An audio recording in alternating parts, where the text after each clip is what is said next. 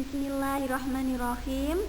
Assalamualaikum warahmatullahi wabarakatuh. Apa kabar anak-anak? Semoga anak-anak dan ayah bunda di rumah dalam keadaan sehat dan bahagia ya.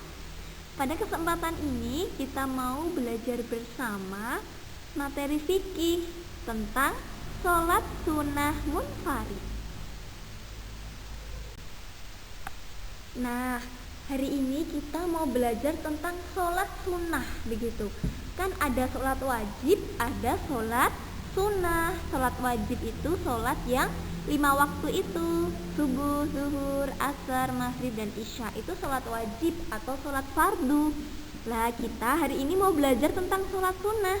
Sholat sunnah sendiri ada sholat sunnah yang dikerjakan secara munfarid, ada yang dikerjakan secara berjamaah. Namun untuk semester 1 ini kita belajar tentang sholat sunnah munfarid ya.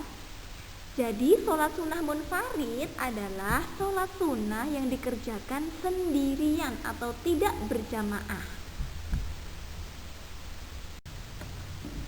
Macam-macamnya sholat sunnah munfarid, sholat sunnah yang dikerjakan sendirian ya, itu ada 1, sholat sunnah rawatib. Yang kedua ada sholat sunnah duha. Yang ketiga ada sholat sunnah safar. Dan yang keempat ada sholat sunnah tahiyatul masjid. Nah, apa sih keutamaan sholat sunnah munfarid? Di antaranya ada 4 keutamaan. 1. Sebagai penyempurna sholat wajib. Jadi sholat sunnah itu menyempurnakan sholat wajib kita. Yang kedua, seorang muslim yang sholat sunnah 12 rakaat setiap hari akan dibangunkan rumah di surga oleh Allah. Ini hadis ya anak ya. Kemudian yang ketiga, akan dilindungi oleh Allah. Yang keempat, sholat sunnah itu merupakan amalan yang disukai atau dicintai oleh Allah. Nah, ini hadisnya nak. Barang siapa yang melakukan sholat sunnah selain sholat fardu atau sholat wajib dalam sehari 12 rakaat, maka Allah pasti akan membangunkan untuknya sebuah rumah di surga. Hadis riwayat Muslim. Nah, kita memasuki sholat sunnah munfarid yang pertama ya, yaitu sholat sunnah rawatib. Apa sih sholat sunnah rawatib itu? Sholat sunnah rawatib adalah sholat sunnah yang mengiringi salat wajib. Jadi anak-anak mungkin di masjid melihat ada bapak-bapak atau ibu-ibu yang habis sholat, misalnya sholat zuhur atau sholat maghrib, tiba-tiba berdiri lagi untuk melaksanakan sholat sunnah.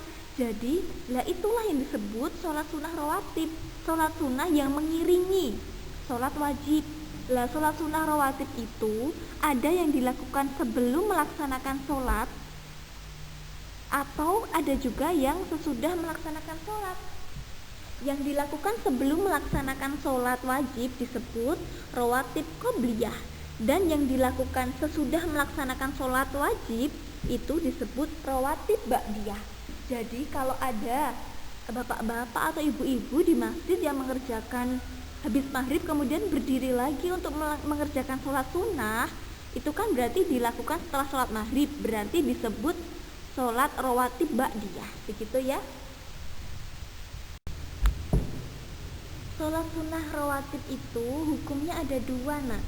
Jadi ada sholat sunnah rawatib yang muakkad atau sangat dianjurkan untuk dilaksanakan, karena Rasulullah itu hampir selalu melaksanakannya, begitu ya. Ada juga sholat sunnah rawatib ghairu muakkad atau kurang dianjurkan untuk dilaksanakan, begitu. Jadi ada yang sangat dianjurkan, ada yang kurang begitu dianjurkan, begitu. Nah, apa saja ini sholat sunnah rawatib yang muakkad atau sangat dianjurkan? Itu ada 5 ya. 1. 2 rakaat sebelum subuh. Yang kedua, 2 rakaat atau 4 rakaat sebelum zuhur. Yang ketiga, 2 rakaat setelah zuhur. Yang keempat, 2 rakaat setelah maghrib. Dan yang kelima, 2 rakaat setelah Isya. Sedangkan untuk sholat sunnah yang ghairu muakkad atau kurang dianjurkan atau tidak terlalu dianjurkan begitu ya nak ya, itu adalah yang 4 rakaat sebelum asar, kemudian 2 rakaat sebelum maghrib, kemudian 4 rakaat setelah Isya. Nah ini 3 sholat ini kurang dianjurkan ya, tidak begitu dianjurkan begitu. Tapi walaupun kurang dianjurkan, tetapi kalau kita melaksanakannya, insya Allah tetap dapat pahala ya, karena kita melaksanakan sholat sunnah. Sedangkan untuk sholat sunnah ghairu muakkad ada 3, atau sholat sunnah yang tidak begitu dianjurkan. Itu ya ada 3. 1, 4 rakaat sebelum asar. Yang kedua, 2 rakaat sebelum maghrib. Dan yang ketiga, 4 rakaat setelah Isya. 3 sholat ini kurang dianjurkan atau tidak terlalu dianjurkan untuk dilaksanakan. Tetapi kalau kita mau melakukannya, insya Allah tetap mendapatkan pahala karena kita melakukan sholat sunnah. Ada satu hadis yang ingin Ustazah sampaikan kepada anak-anak. 2 rakaat sholat sunnah fajar lebih baik daripada dunia seisinya. Hadis riwayat Muslim.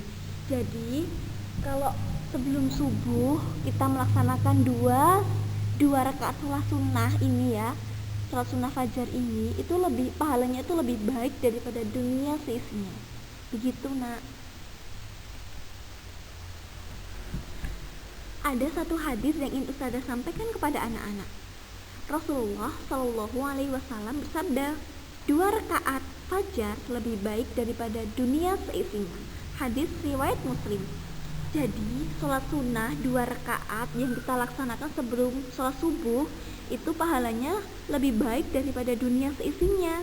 Nah Ustazah harap anak-anak setelah ini melaksanakan sholat sunnah fajar ya, yaitu anak-anak mengerjakan 2 rakaat sebelum subuh, sholat sunnah ya. Jadi sebelum subuh itu anak-anak sholat sunnah 2 rakaat dulu begitu. Sholat sunnah selanjutnya adalah sholat sunnah duha. Sholat sunnah selanjutnya yang kedua adalah sholat sunnah duha. Sholat sunnah duha adalah sholat sunnah yang dikerjakan ketika matahari naik sepenggalah atau setinggi tonggak ya, dan berakhir saat tergelincirnya matahari di waktu zuhur. Nanti kalau anak-anak bingung naik sepenggalah setinggi tonggak itu seberapa, anak-anak bisa lihat kalender ya, itu ada kan waktu duha jam, misalnya jam 6.15 itu sudah masuk waktu duha. Dan nanti berakhirnya itu sebelum zuhur, sebelum azan ya. Ya kalau bisa mungkin anak-anak bisa mengerjakan jam 8 atau jam 7. Pokoknya sudah masuk waktu duha, nanti anak-anak bisa lihat kalender ya. Dan berakhir sebelum zuhur begitu nak ya. Hukum melaksanakan sholat duha ini sunnah muakkad. Apa tadi sunnah muakkad? Sunnah yang sangat dianjurkan atau sangat ditekankan oleh Rasulullah begitu ya. Kalau jumlah rakaat duha itu bisa 2 rakaat, bisa 4 rakaat, 6 rakaat, 8 rakaat atau 12 rakaat. Kalau mau mengerjakan 4 rakaat itu maksudnya 2 rakaat salam, 2 rakaat salam begitu ya. Kalau 6 rakaat ya 2 rakaat salam, 2 rakaat salam, 2 rakaat salam. Jadi per 2 rakaat begitu ya nak ya. Apa saja keutamaan sholat sunnah duha? 1. Yang mengerjakan sholat duha maka nilainya sama dengan sedekah. Jadi sholat duha itu seperti kita mensedekahi 360 sendi kita begitu ya nak ya. Kemudian yang kedua, Allah akan memberikan kepadanya kecukupan. Dan yang ketiga, orang yang senantiasa menjaga sholat duha dikatakan Nabi sebagai orang yang banyak bertaubat. Kita masuk sholat sunnah yang ketiga, yaitu sholat sunnah tahiyatul masjid. Sholat sunnah tahiyatul masjid ini adalah sholat sunnah yang dikerjakan ketika memasuki masjid dan dilakukan sebelum duduk. Jadi kalau anak-anak lihat seseorang masuk masjid kemudian langsung melaksanakan sholat, itu biasanya beliau itu mengerjakan sholat sunnah tahiyatul masjid ya, atau penghormatan pada masjid begitu. Jumlah rakaatnya adalah 2, jadi 2 rakaat biasa, 2 rakaat salam itu ya biasa, 2 rakaat saja dilakukan ketika memasuki masjid dan sebelum duduk ya. Jadi kalau masuk masjid itu tuntunannya memang sholat sunnah dulu, baru kemudian kita duduk begitu. Nah, ini hadisnya dari Rasulullah. Apabila seseorang masuk masjid, jangan duduk sebelum ia sholat 2 rakaat. Hadis riwayat Bukhari Muslim. Kita memasuki sholat sunnah munfarid yang keempat, yaitu sholat sunnah safar. Sholat sunnah safar adalah sholat sunnah yang dikerjakan ketika hendak bepergian maupun pulang dari bepergian. Apabila pulang dari bepergian, hendaklah sholat 2 rakaat. Jadi sholat sunnah safar ini itu dikerjakan ketika anak-anak mau bepergian ya, atau ketika anak-anak sudah pulang dari bepergian begitu. Jadi kalau kita mau pergi atau ketika kita baru bepergian jauh, itu ada tuntunannya untuk melaksanakan sholat sunnah safar 2 rakaat begitu nak.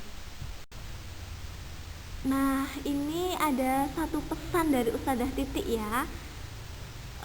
Ustadzah mohon anak-anak nanti bisa untuk mengamalkannya ya, memang benar-benar melaksanakannya setelah pembelajaran ini.